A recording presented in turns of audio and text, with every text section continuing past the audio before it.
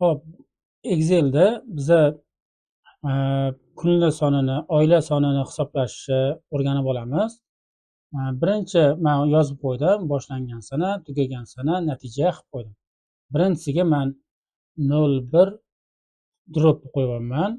Sanani yozmoqchimanda 10 drop hop 2025 deb yozdim. Enter bosib oldim. Endi tugagan sanani qo'ymoqchiman.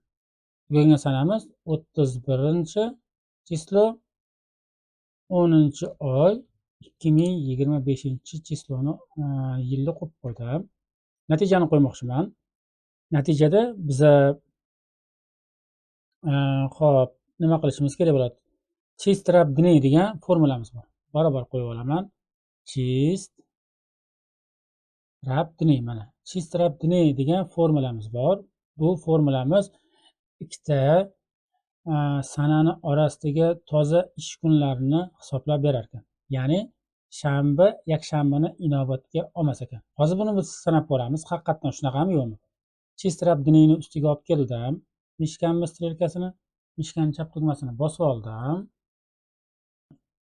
Mishkan chap tugmasini bosib oldim. Chist rab dni formulasi chiqdi.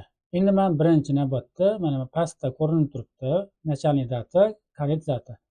Men birinchi boshlangan sanani qo'ymoqchiman. Mana men boshlangan sanani ustiga olib keldim. Mishkan strelkasini bosdim.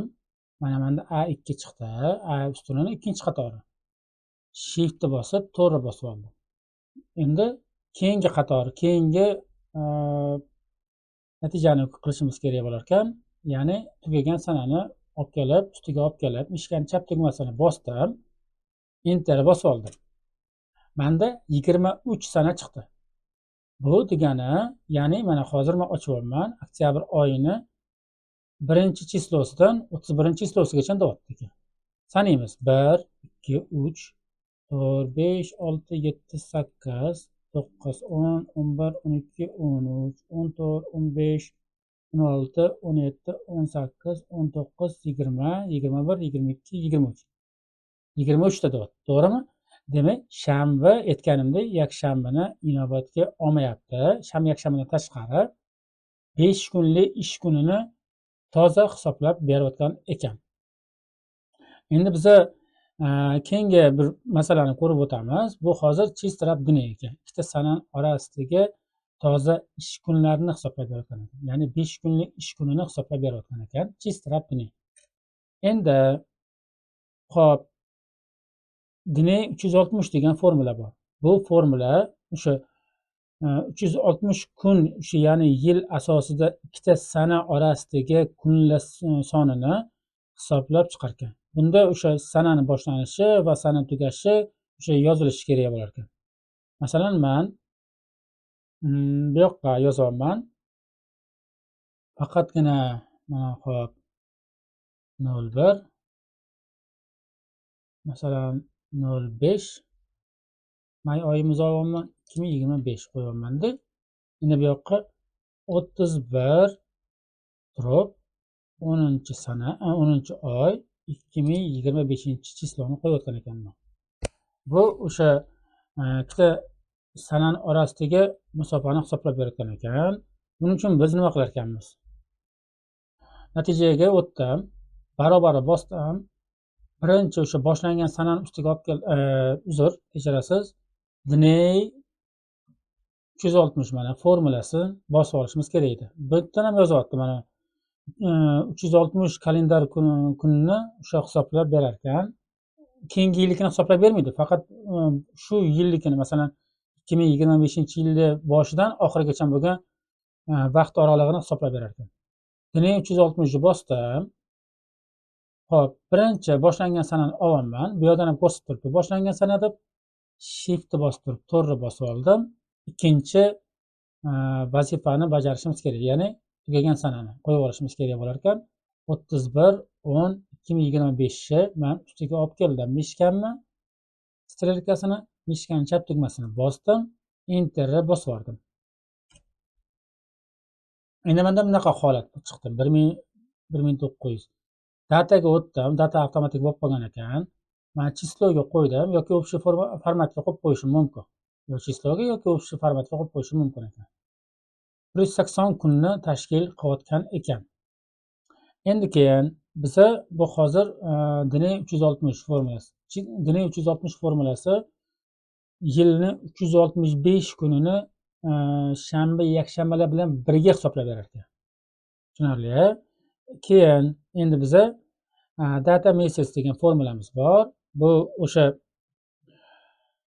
boshlanish sanasidan to o'sha tugagan sanagacha bo'lgan o'sha necha oy bo'lsa, o'shani hisoblab berar ekan. Masalan, men 11-chislo 10-oy 2025-yil qilib enter bosib oldim. Bu tomonga tugagan sanaga o'tdim. Bu yoqqa men taxminan bir 5 oy qilib qo'y, 5 oy. Ya'ni tugagan sanasi o'sha 5 oy bo'lsa, endi natijaga o'tmoqchiman. Barobar qildim. Data mess degan mana formulasi turibdi. Data mess. Meshkani strelkasini olib keldim data mess ustiga. Meshkani chap tugmasini bosib oldim. Mana formulamiz chiqdi. Endi birinchi qilgan ishimiz mana bu yerdan ham xuddi shu narsa. Birinchi formulani ustiga olib kelyapman, anaqani sanani ustiga olib kelyapman, kechirasizlar. 11-10-2025 ustiga olib kelib bosdim. Shift to'rni bosdim. Mana endi avtomatik chislo mesej, ya'ni oylarni o'sha sanasini ko'rsatib berganda o'tdi. 5 ustiga olib keldim, bosdim. Ishkan chap tugmasi bilan enter bosib yubordim.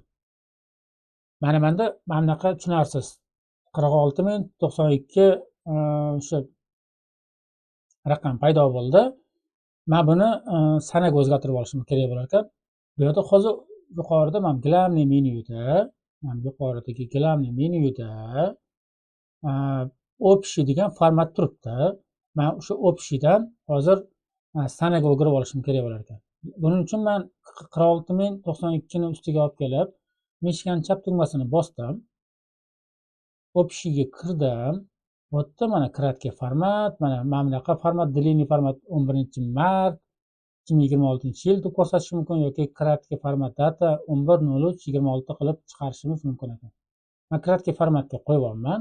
Mana bu yoqqa men 6 oy qilsam, mana avtomatik chiqarib beryapti. 7 oy qilsam, mana chiqarib beryapti. 8 oy qilsam, chiqarib beryapti ekan.